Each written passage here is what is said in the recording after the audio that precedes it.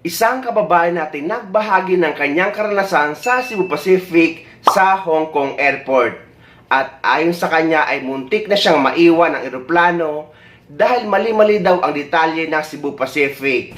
Kaya maging paalala ito sa lahat. Ayon kay kabayan, ang kanyang airlines ay 5J115 at ang kanyang flight ay 10:15 PM.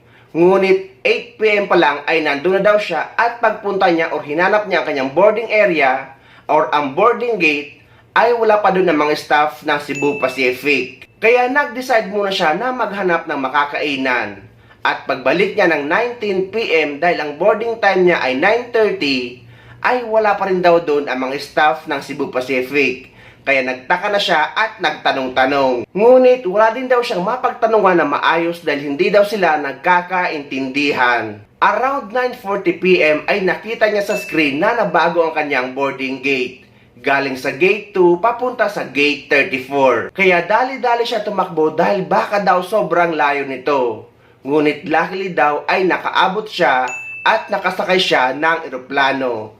Ngunit ang sabi niya sa last caption niya sa kanyang post at upload ay wala talagang maaasahan sa Cebu Pacific. From gate 2 to gate 34. Layo. Final call for boarding na.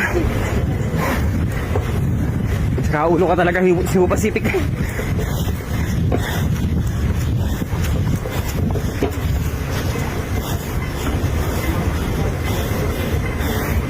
(9:30) boarding.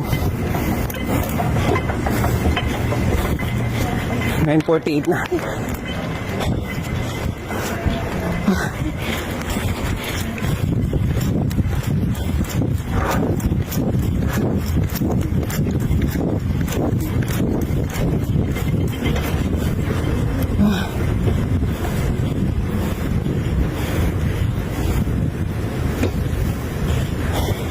Ayun ako, Cebu Pacific.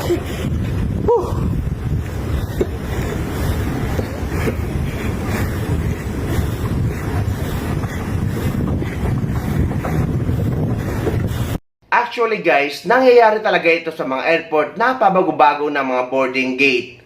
Kaya pagdating nyo pa lang sa airport ay magtanong-tanong na kayo ng mga kasabayan nyo sa eroplano or sa parehong flight. Dahil for sure naman ay mas may nauuna sa inyo or mas maagang dumarating. Pero kung wala ni isa kayong kasabayan ay magtaka na kayo. Kailangan mo na magtanong sa paligid mo or mga nakaupo doon kung pareho ba kayo ng airlines.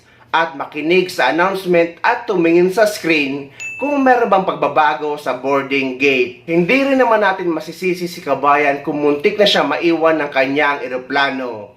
Kaya gusto natin maging paalala ito sa lahat just in case maranasan nyo ang ganitong sitwasyon.